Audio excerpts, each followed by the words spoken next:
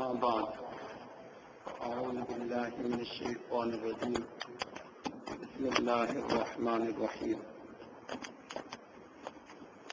أن الله يحول بين المرء وقلبه سبحان ربك رب العزة عما يصفون وسلام على المرسلين والحمد لله رب العالمين اللهم صل على سيدنا محمد وعلى آل سيدنا محمد وبارك وسلم اللهم صل على سيدنا محمد وعلى آل سيدنا محمد وبارك وسلم اللهم صل على سيدنا محمد وعلى آل سيدنا محمد وبارك وسلم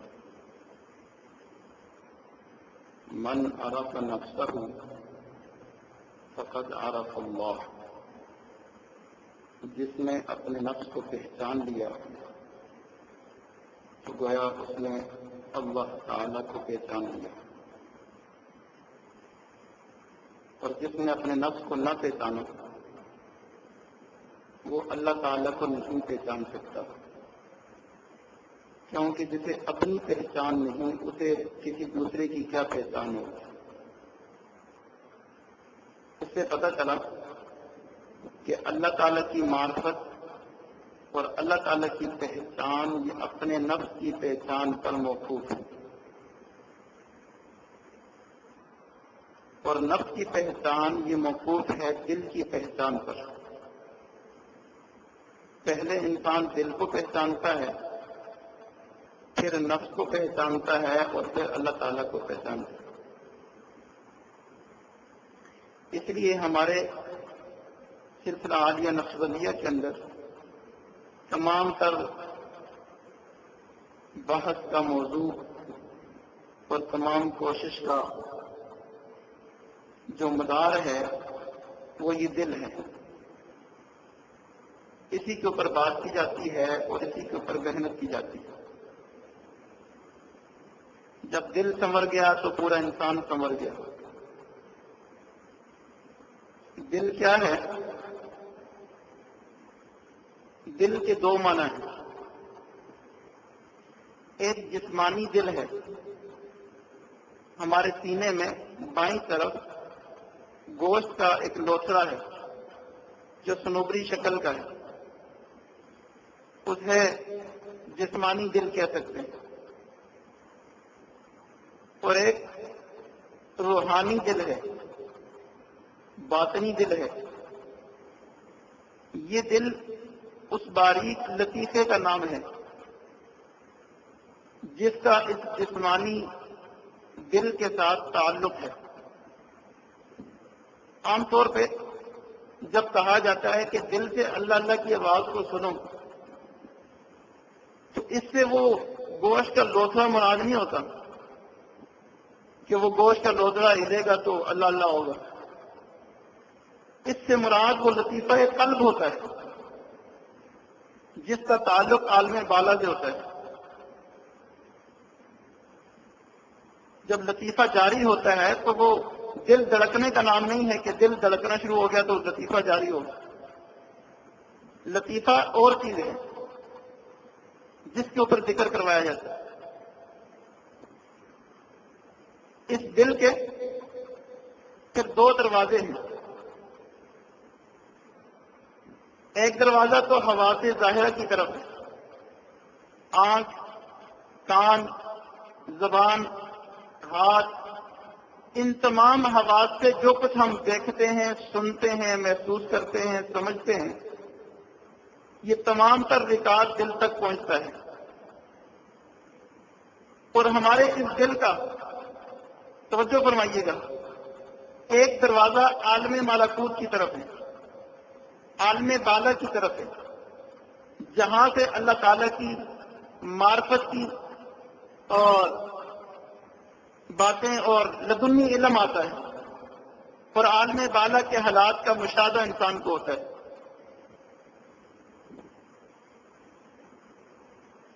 یہ دل ایک قلعے کی مانند ہے،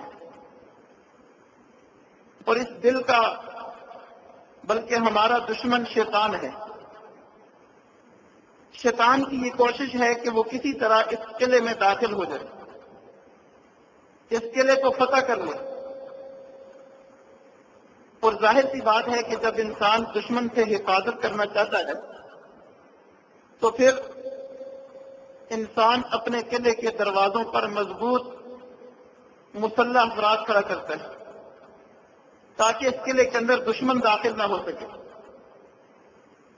تو ہمارے اس دل کے جو ظاہری دروازہ ہے، جو آنکھ، کان، دل، دماغ کی طرف کھلتا ہے، ان دروازوں کی ہمیں حفاظت کرنی چاہیے تاکہ شیطان آنکھ کے ذریعے بد نظری کروا کے دل میں داخل نہ ہو، کان کے ذریعے حرام سنوا کر دل میں داخل نہ ہو، زبان کے ذریعے غلط بلوا کر دل میں داخل نہ ہو، دماغ کے ذریعے غلط سوچوں میں اور وسوسوں میں ڈال کر دل میں داخل نہ ہو۔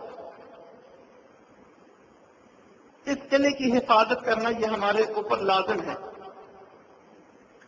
اس قلب میں، اس دل میں دو قربتیں ہوتی ہیں، یا تو فرشتوں کی قربت یا شیطان کی قربت۔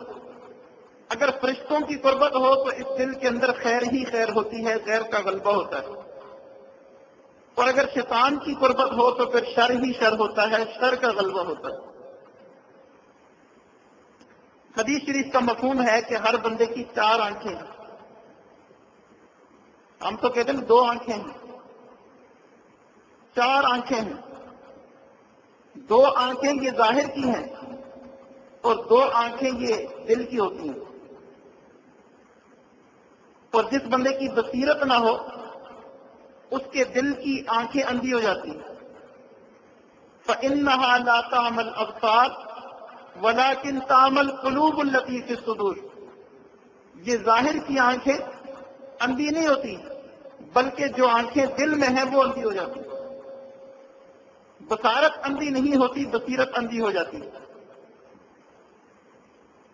اس دل کی مثال چڑیا جیسی ہے جو کبھی ادھر اڑتی ہے، کبھی ادھر اڑتی ہے، کبھی ادھر اڑتی ہے، کسی حال پہ قرار نہیں پاتی، ٹھہرتی نہیں ہے، تقلب۔ یا اس دل کی مثال ہانڈی جیسی ہے، ہانڈی کے نیچے آگ جلا دو تو اندر کھولنے کی ایک آواز آتی ہے۔ اس دل کی ہانڈی کے نیچے اللہ کی عشق و محبت کی آگ جلا دو تو یہ بھی ایسے محسوس ہوتا ہے گویا ہانڈی کے اندر کچھ پک رہا۔ یا اس دل کی مثال پر کی سی ہے، صحرا میں پڑا ہوا پر، ہوا آتی ہے کبھی وہ پر ادھر پلٹتا ہے کبھی ادھر پلٹتا ہے۔ اس دل کا بھی یہی حال ہے، حالات کے موافق کبھی ادھر کبھی ادھر، کبھی ادھر کبھی ادھر، ٹھہراؤ نہیں۔ حدیث شریف میں آتا ہے کہ 4 طرح کے دل ہوتے ہیں۔ ایک وہ دل ہے جو بالکل صاف شفاف اور اس میں چراغ روشن ہو، اس دل میں نور ہو، نور ایمان، یہ مومن کا دل ہے۔ اور ایک وہ دل ہے جو سیاہ بھی ہو اور الٹا بھی ہو، جیسے برتن الٹا پڑا ہو، اس کے اندر کوئی چیز داخل نہیں ہو سکتی۔ فرمائیں یہ کافر کا دل ہے۔ اور ایک وہ دل ہے کہ جس دل کے اوپر غلاف چڑھا ہوا ہے اور اس غلاف کا منہ باندھا ہوا ہے، یہ منافق کا دل ہے۔ گویا منافق کے دل پہ غلاف چڑھا ہوتا ہے۔ اور ایک وہ دل ہے جس میں ایمان بھی ہے اور کچھ نہ کچھ نفاق بھی ہے۔ ایمان کی مثال اس سبزے کی سی ہے جو بارش کے پاس صاف پانی سے اگتا ہے، اور نفاق کی مثال اس پیپ کی سی ہے جو زخم میں پیدا ہو جاتی ہے اور مزید اس کی گندگی بڑھتی ہی رہتی ہے۔ اب ان ایمان اور نفاق میں سے، سبزے اور پیپ میں سے جو مادہ غالب ہو جائے گا اس دل کا حکم ویسا ہی ہوگا۔ اگر سبزے کا حکم غالب ہے تو یہ مومن کا دل ہے، اور اگر گندگی کا، پیپ کا حکم غالب ہے، مادہ غالب ہے، تو پھر یہ منافق کا دل ہے۔ تو ہمارے سلسلہ عالیہ نقشبندیہ میں اس دل کے اوپر جو محنت کی جاتی ہے اس کا حاصل کیا ہے؟ اب تک تو دل کا تعارف ہوا، اب اس کے اوپر محنت، اس دل کے اوپر ہم محنت کرواتے ہیں، کرتے ہیں، تو اس کا حاصل کیا ہے؟ اس کا حاصل یہ ہے کہ ہمارے دل کو فنا حاصل ہو جائے، فنائے قلبی کا درجہ نصیب ہو جائے۔ آپ سوچیں گے کہ فنا کیا ہے؟ فنا اس چیز کا نام ہے کہ غیر اللہ کی دل سے نفی کر دی جائے اور حق تعالی کا اس دل میں اس بات کر دیا جائے۔ اللہ کے علاوہ تمام مخلوقات کو دل سے نکال دیا جائے اور اللہ کی یاد کو اور اللہ کے احکام کو، اللہ کی محبت کو اس دل کے اندر جما دیا جائے۔ یہ فنا ہے جس کے بارے میں کہا گیا فنا فی اللہ کی تہ میں بقا کا راز مضمر ہے، جسے مرنا نہیں آتا اسے جینا نہیں آتا۔ نبی علیہ الصلوۃ والسلام نے دعا فرمائی وقت عنی حاجات الدنیا بالشوق الی لقائک، اللہ میرے دل میں اپنی ملاقات کا شوق اتنا غالب کر دے، اتنا زیادہ کر دے کہ تیری ملاقات کے شوق میں میں دنیا کی تمام حاجات کو اپنے دل سے کاٹ دوں، نکال دوں۔ یہ فنا ہے۔ ہر تمنا دل سے رخصت ہو گئی، اب تو آجا، اب تو خلوت ہو گئی۔ تمام نفسانی خواہشات کو دل سے نکال دینا اور صرف اللہ کی محبت کو غالب رکھنا، یہ فنا قلبی ہے۔ اور یہ کیسے حاصل ہوتی ہے؟ ذکر کرنے سے، اس دل پر اللہ اللہ کی ضربیں لگانے سے۔ جب انسان لطیفہ قلب پہ ذکر کرتا ہے تو یہ لطیفہ پرواز کرتا ہے، عروج جس کو کہتے ہیں۔ یہ پرواز سیر اللہ کہلاتی ہے، اللہ تعالیٰ کی طرف سیر۔ ایک وقت اس لطیفے پہ ایسا آتا ہے کہ جب یہ لطیفہ اللہ تعالیٰ کے ساتھ واصل ہو جاتا ہے، اللہ اکبر، اسے سیر فی اللہ کہتے ہیں، اور دوسرے لفظوں میں اسے فنا کہتے ہیں۔ یہ لطیفہ جب اللہ تعالیٰ سے واصل ہوتا ہے تو یہ فنا ہے۔ پروانہ شمع کے گرد چکر لگاتا ہے، یہ سیر الی الشمع ہے۔ اور کبھی کبھی ایسا وقت آتا ہے کہ وہ پروانہ شمع کی اس آگ کے اندر واصل ہو جاتا ہے، جل جاتا ہے۔ سمجھانے کے لیے یہ فنا ہے، وہ وہاں فنا ہو جاتا ہے، آگ کے اندر جل جاتا ہے، یہ اس کے لیے فنا ہے۔ لیکن جب بندے کا لطیفہ اللہ تعالیٰ سے واصل ہوتا ہے تو یہ مطلب نہیں کہ وہاں مر جاتا ہے، وہ اللہ تعالیٰ سے واصل ہوتا ہے، اللہ کی یاد اور محبت میں اور دیدار کے شوق میں وہ اس وقت ڈوب جاتا ہے اور ما سوا کا جہان ختم ہو جاتا ہے۔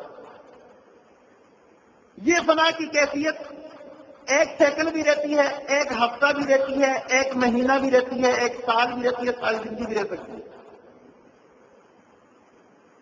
چاہے ایک سیکنڈ بھی کسی کو یہ کیفیت حاصل ہو جائے تو گویا اس نے فنا کے مقام کو پا لیا۔ اب فنا کے بعد کیا ہے؟ فنا کے بعد بقا ہے۔ یہ لطیفہ پھر دوبارہ وہاں سے واپس ہوتا ہے، دنیا کی طرف آتا ہے۔ اس کو سیر من اللہ کہتے ہیں، دوسرے لفظوں میں اس کو نزول کہتے ہیں۔ دوبارہ جب دنیا میں آتا ہے تو انہی اشیاء کے اندر وہ وقت گزارتا ہے، زندگی گزارتا ہے، اسباب کے تحت وقت گزارتا ہے۔ جب اللہ تعالیٰ سے وصل کی کیفیت ہو، بندہ اسباب کی منفی کر دیتا ہے۔ چنانچہ یہ جتنے مجاذیب ہیں، مجذوب لوگ ہوتے ہیں، یہ اسباب کو نہیں مانتے، پانی پہ چل پڑتے ہیں، کئی دفعہ ہواؤں پہ چل پڑتے ہیں۔ کہتے اسباب کی کیا ضرورت ہے، مسبب الاسباب پہ نظر، ان کی وہ کیفیت ہوتی ہے۔ لیکن یاد رکھیں کامل وہ نہیں ہے جو فنا پہ جا کر رک جائے، کامل وہ ہے جو دوبارہ واپس آئے۔ عروج بھی کامل ہو، نزول بھی کامل ہو۔ دوبارہ جب ان اشیاء کے اندر بندہ آتا ہے تو اس کو سیر فی الاشیاء کہتے ہیں، یہ اصل میں بقا ہے۔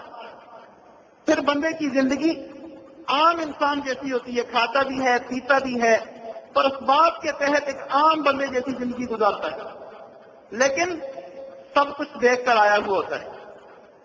عام بندے اور اس میں فرق یہ ہوتا ہے کہ عام بندے کا ہر کام اپنے نفس کے لیے، اور جو سب کچھ دیکھ کر آیا ہوا ہے اس کا ہر کام اللہ کی رضا کے لیے۔ یہ فرق ہے فنا کا۔ یہ فنا اللہ تعالیٰ ہر ایک کو نصیب فرما دے۔ اللہ اکبر کبیرہ۔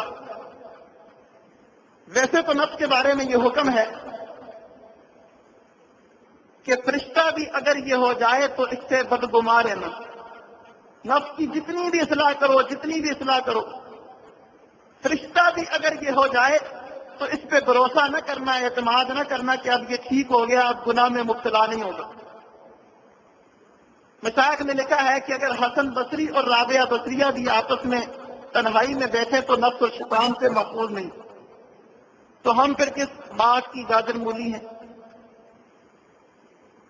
تو اس بات کو سوچ کر انسان تھوڑا سا پریشان ہو جاتا ہے کہ آخر کب ہماری اصلاح مکمل ہوگی۔ لیکن دوسری طرف امام ربانی مجدد الثانی رحمہ اللہ فرماتے ہیں الفانی لا یرد، جو بندہ فنا کا مقام حاصل کر لیتا ہے وہ واپس گرتا نہیں، وہ واپس نہیں لوٹتا۔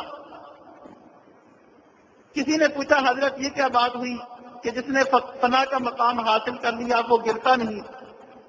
فرمایا جی بتاؤ کہ کوئی بندہ بالغ ہونے کے بعد نابالغ ہوتا ہے؟ شاہ فرمایا، دوستوں نے عرض کیا کہ حضرت ایسے تو نہیں ہوتا۔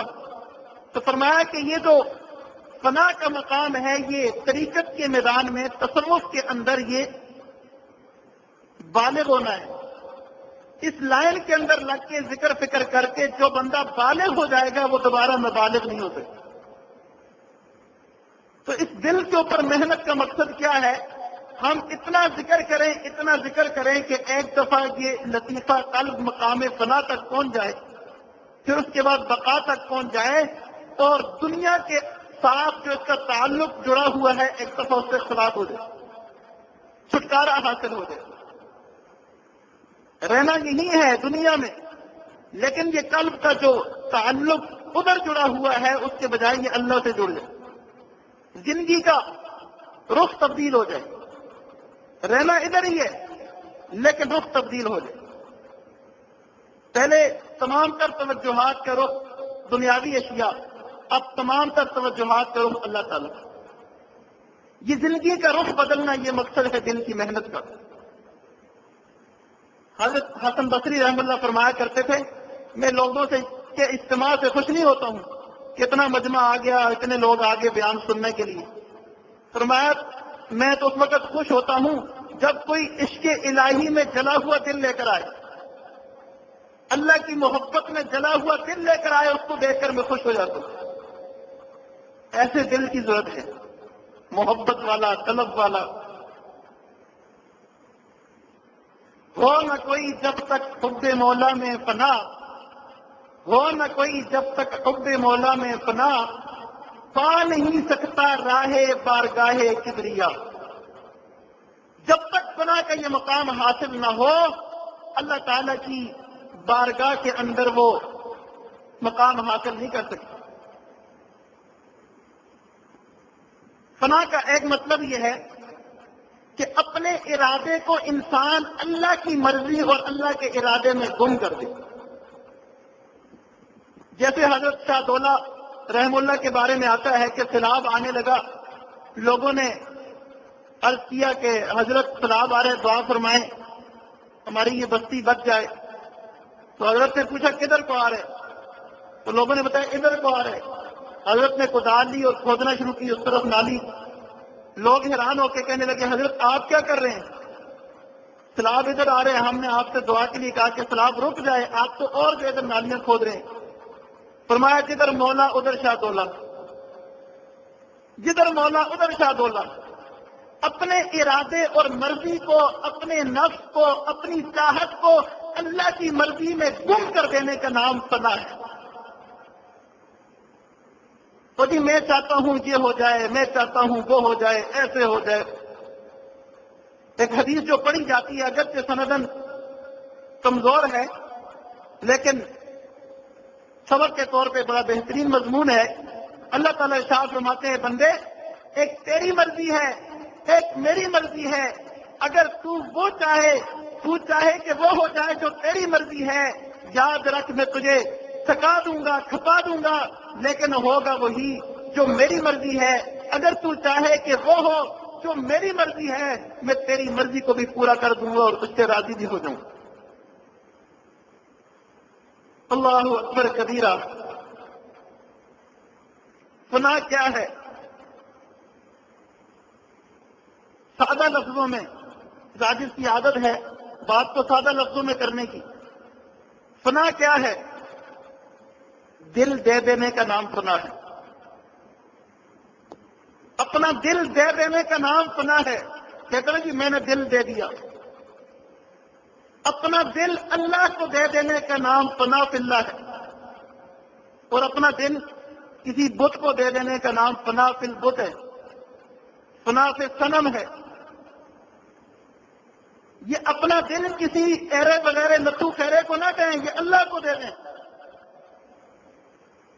اللہ والے دلوں کے بیوپاری ہوتے ہیں، دلوں کے سوداگر ہوتے ہیں، بولی لگاتے ہیں، لوگوں کے دل لیتے ہیں اور لے کر اللہ تعالیٰ کے حوالے کر دیتے ہیں۔ ہے کوئی دل دینے والا؟ بولی لگاتے ہیں تو لوگوں کے دلوں کو وصول کر کے، خرید کر کے اللہ کے حوالے کر دیتے ہیں۔ یہ اللہ والے دلوں کے بیوپاری ہیں۔ ہر اللہ والا دل کا بیوپاری، دل کا سوداگر، کتنے لوگوں کے وہ دل لے کر اللہ کو دے چکے ہوتے۔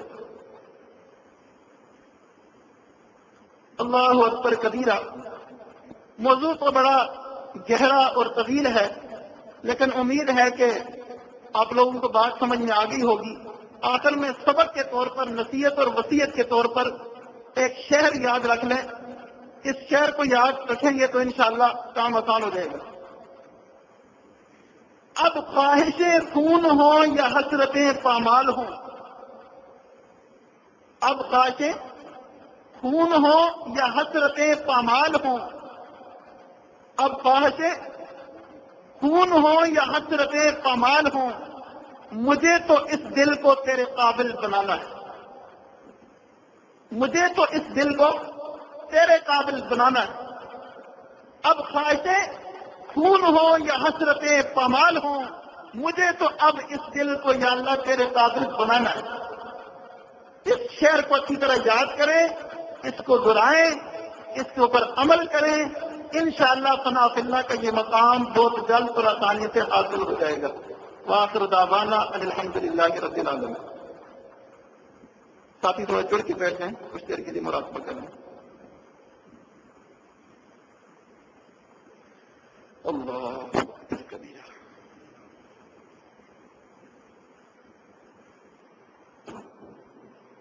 آنکھوں کو بند کریں، سر کو جھکائیں، دنیا و معافی حاصل کر کے کچھ دیر کے لیے اللہ رب العزت کی یاد میں ڈوب جائیں۔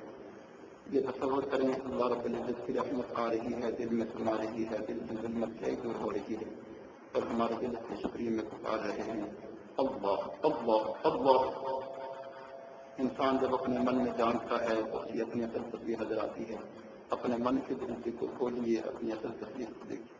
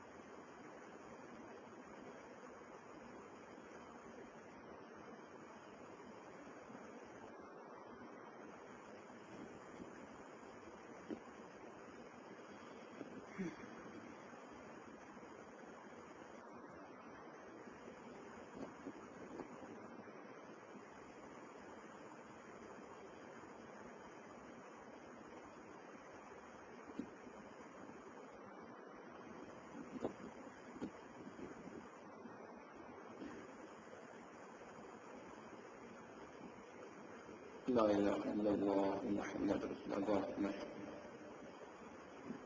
اللهم صل على سيدنا محمد وعلى آل سيدنا محمد وبارك وسلم. سبحان ربي الوهاب. ربنا ظلمنا أنفسنا وإن لم تغفر لنا وترحمنا لنكونن من الخاسرين. ربنا هب لنا من أزواجنا وذرياتنا قرة أعين واجعلنا للمتقين إماما. رب ارحمهما كما ربياني صغيرا. رب اغفر وارحم وأنت خير الراحمين. اللهم اجعلنا عينين خطايتين تسقيان القلب بذنوب الدم قبل أن تكون الدمع دما والأبراس جملا. اللهم نقض قلوبنا من الدنس. اللهم نقض قلوبنا من الدنس كما ينقى الثوب الأبيض. اللهم إنا نسألك الصحة والعفة والأمانة وحسن الخلق والرضا بالقدر. اللهم إنا نسألك حبك وحب من يحبك وحب عمل يقربنا إلى حبك. اللهم اقطع حاجات الدنيا بالشوق إلى لقائك. فإذا أقررت أعين أهل الدنيا فأقرر عيناي بعبادتك. فأقرر عيناي بعبادتك.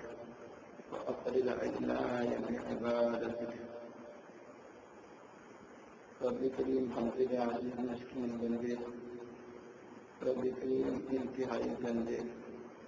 رب کریم کمزور گناہگار خطا کار پر تیری رحمت کے طلبگار تیرے در پہ تیرے گھر میں آئے بیٹھے ہیں.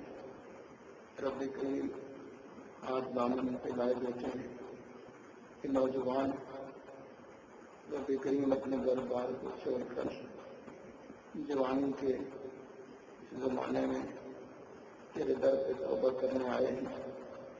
رب کریم یہ تیرے پروانے ہیں. یہ جس طرح پروانہ شمع کے گرد گھومتا ہے. رب کریم ہم سب اس وقت تیرے گرد گھوم رہے ہیں. تجھے پانا چاہتے ہیں.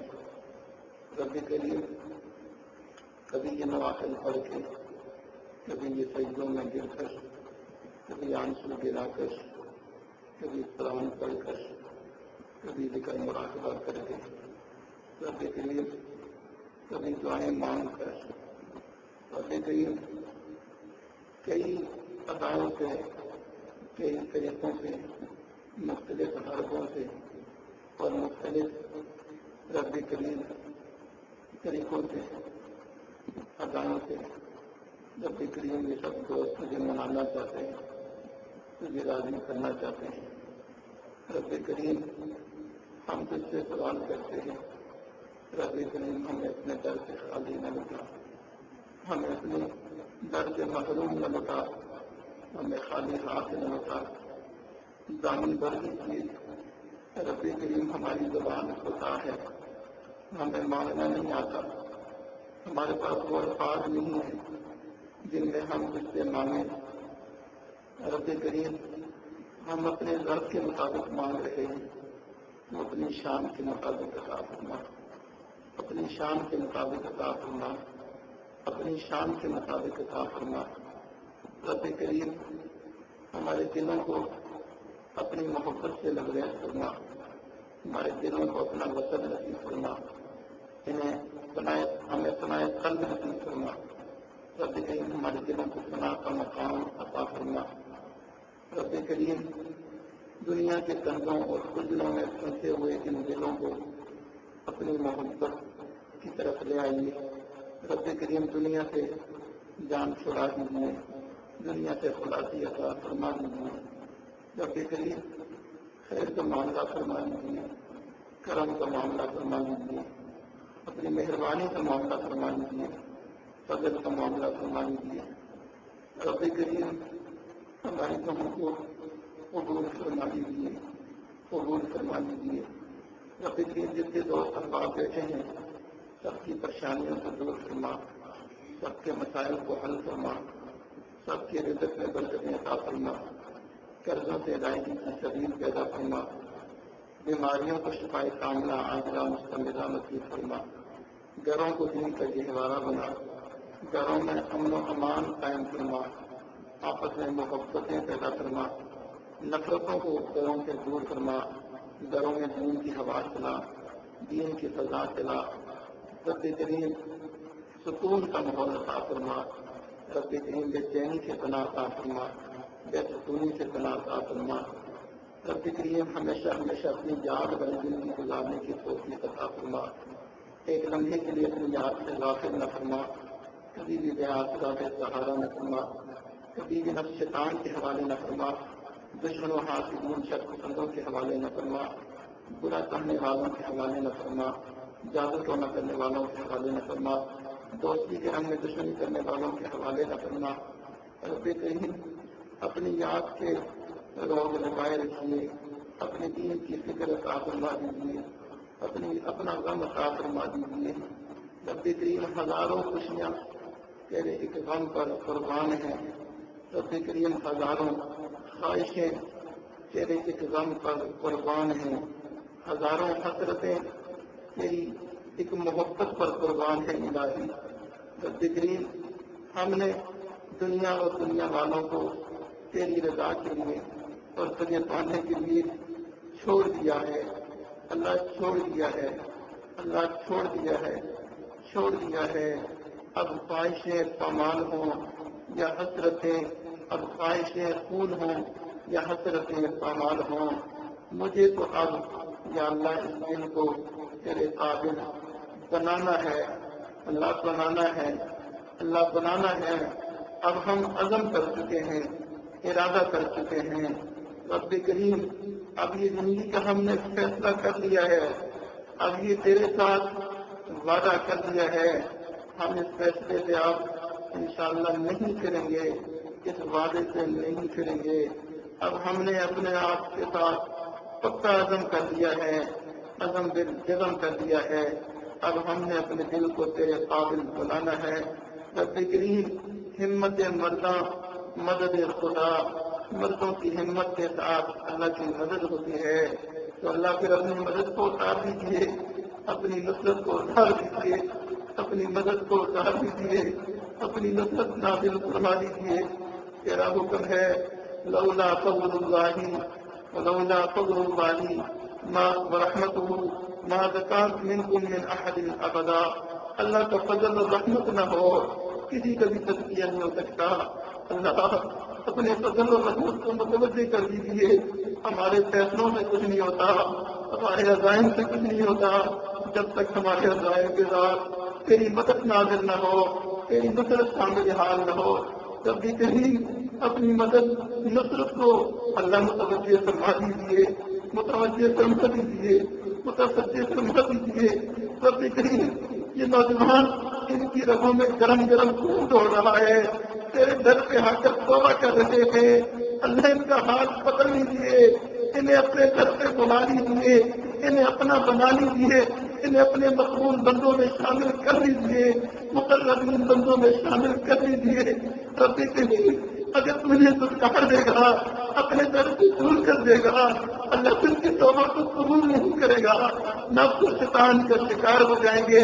اللہ تباہ و برباد ہو جائیں گے، رب کریم انہیں اپنا بنا لیجیے، ان سب کو اپنا بنا لیجیے، ان سب کو نوری نسبت عطا فرما دیجیے، فلاح و فساد کا مقام عطا کر دیجیے، رب کریم سب کو اپنے مقبول بندوں میں شامل فرما لیجیے، مقربین بندوں میں شامل فرما لیجیے، رب کریم کی لوگ محبت شوق سے آئے، یہاں تیرے گھر میں بیٹھ کر اعمال کرنے میں مصروف ہیں، ذکر فکر میں مشغول ہیں، نوافل عبادت میں مشغول ہیں، سجدوں میں گر کر آنسو بہاتے ہیں تجھے منانے کے لیے، رب کریم تجھے ان کے اعمال کا واسطہ ہم فقیروں کے ساتھ بھی خیر کا معاملہ فرما دیجیے، ہم فقیروں کے ساتھ بھی خیر کا معاملہ فرما دیجیے، ہمیں بھی اپنے مقبول بندوں میں شامل فرما لیجیے، مقربین بندوں میں شامل فرما لیجیے۔